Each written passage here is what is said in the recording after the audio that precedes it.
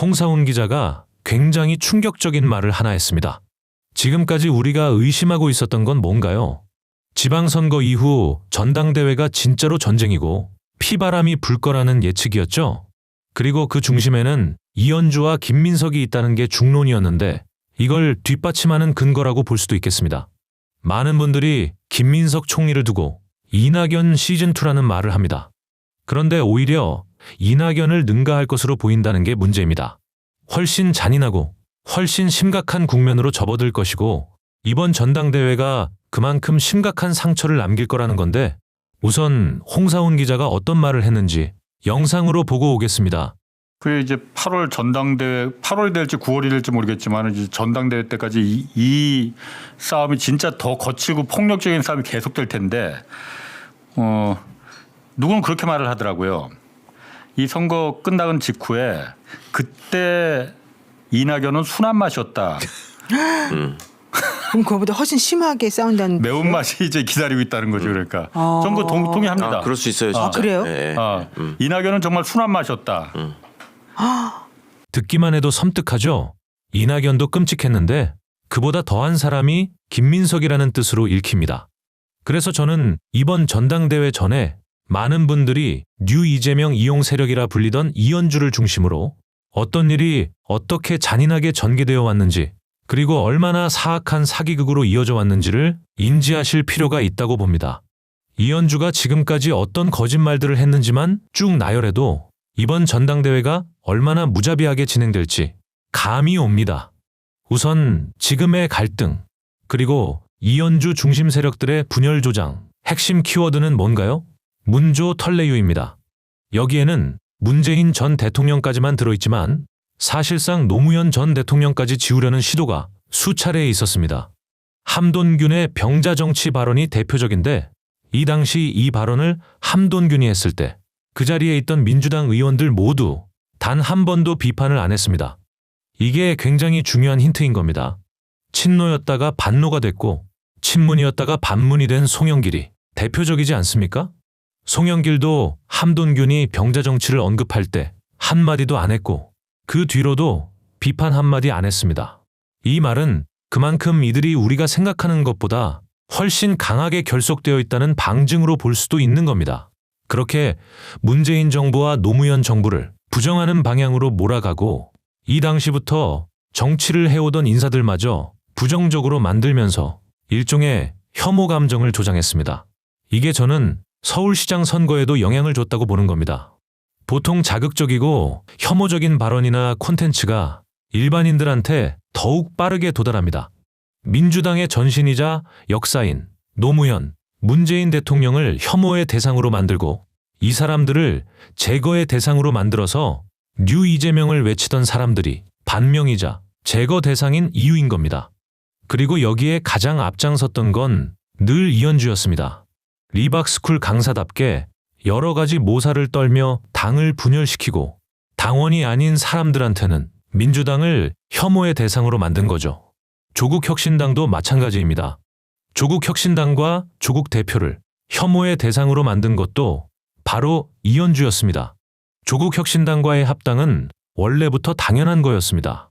민주당, 조국혁신당 지지자들 모두 70% 이상이 합당에 찬성하고 있었고 이재명 대통령도 양당 통합이 평소 지론인 것을 청와대 관계자들이 확인해 줬습니다.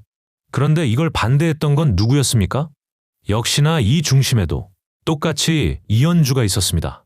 민주당 지지층 70% 이상이 찬성했는데도 국힘당 응답까지 섞인 여론조사 결과를 들고 와서는 합당에 반대하는 여론이 훨씬 높다면서 궤변을 늘어났습니다. 이래서 뱀의 혀라는 말을 듣는 거고 당적을 7번이나 옮겨다닌 철새, 박쥐 이런 말이 붙는 겁니다. 결국 당연하던 합당도 앞으로 어렵게 됐는데 이와 관련해서 짧게 듣고 오겠습니다. 앞으로 그러면은 양당이 다시 합당 논의가 이게 가능합니까 안 합니까? 쉽지 않겠죠. 이렇게 그렇지. 사실은 선거 전 얘기를 한 이유가 이것 때문에 그런 거잖아요. 선거를 거치면 감정의 골이 얼마나 깊어질 텐데. 그러니까 그 걱정했던 일이 그대로 벌어지고 있고 이걸 아는 정치의 프로들이 그 상황을 방치했다는 게 저는 너무 좀 마음이 안 좋은 거예요. 이게 굉장히 큰 문제인 겁니다. 결국 2년 뒤 총선을 치르려면 합당을 해야 합니다. 이미 이번 선거 결과에서도 봤던 것처럼 민주당 혼자서 해낼 수 있는 싸움이 아닙니다. 우리나라는 원래 보수가 주류였습니다. 민주진영이 주류가 된 게 얼마 안 됐습니다. 문재인 정부 때 처음으로 민주진영이 주류가 됐고 이 소리는 민주진영이 주류가 된 게 고작 10년 정도밖에 안 됐다는 겁니다. 검찰과 사법부는 물론이고 재래식 언론들도 민주당 친화적인 곳이 없습니다. 즉 출발과 조건부터 불리한 게 민주진영이고 이럴 때일수록 결집하는 게 당연한데 선거 전에 합당을 반대한다? 대놓고 선거에서 지게 만들겠다는 수작 아니겠습니까? 이현주가 그렇게 극렬하게 반대한 것 때문에 당원들 투표도 못 붙여보고 합당이 무산됐던 겁니다. 문제는 지방선거 전 합당은 이재명 대통령의 생각과도 일치하는 것이었다는 거고 결국 친명을 자처하는 뉴 이재명 이용 세력 수장인 리박스쿨 강사가 실제로는 반명이라는 게 명확하게 드러난 거죠. 최강욱 전 의원도 이 지점을 걱정하고 비판하는 겁니다. 영상으로 잠깐 듣고 오겠습니다. 이게 결국 근본적으로는 정치인들의 권력 다툼에서 말하자면 지지자들이나 당원들이 현혹돼서 끌려가는 면이 있고 예. 그런데 그것이 촉발된 게 합당 선언과 그 추진 과정, 예. 그다음에 그게 무산되는 과정에 예. 근본적으로 기초하고 있습니다.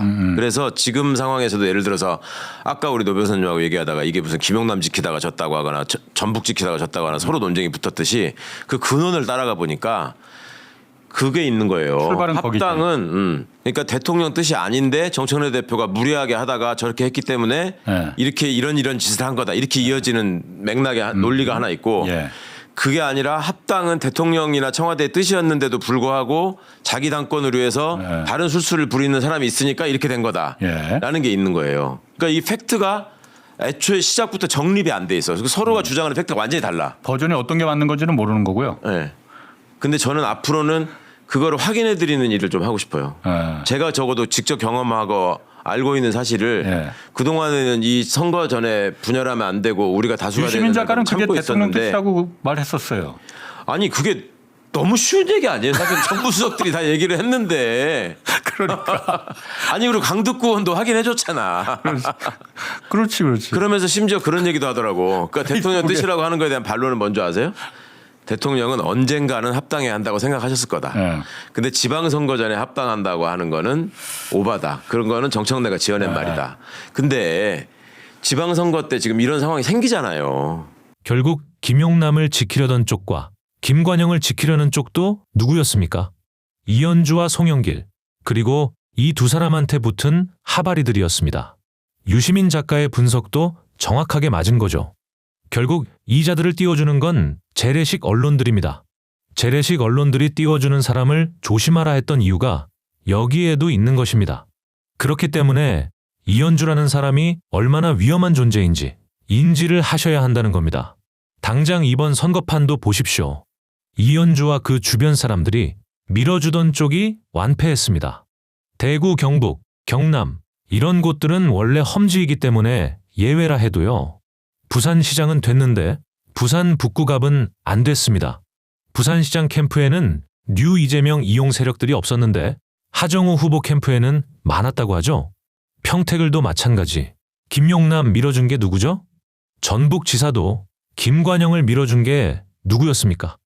이 정도로 확실하게 결과가 나왔는데도 인지를 못하면 그 사람이 문제인 겁니다. 더 재밌는 사실이 뭔 줄 아십니까? 용인은 원래 민주당이 유리한 지역입니다. 그런데 용인을 지역구로 두고 있는 이현주가 용인시장 현근택 후보 선거 유세를 그렇게 열심히 다니더니 결국 용인시장을 국힘한테 넘겨줬습니다. 충격이죠? 이현주는 분명 뭐라 했습니까? 유시민, 김어준, 문재인 이런 사람들 없어도 선거에서 이긴다고 자신있게 말했었죠? 그 결과가 민주당 우세 지역에서 국힘한테 넘겨준 겁니다. 이래서 당적을 7번이나 옮긴 사람을 민주당에 추천한 정성호 장관이 얼마나 무능한 사람인지를 묻지 않을 수 없습니다.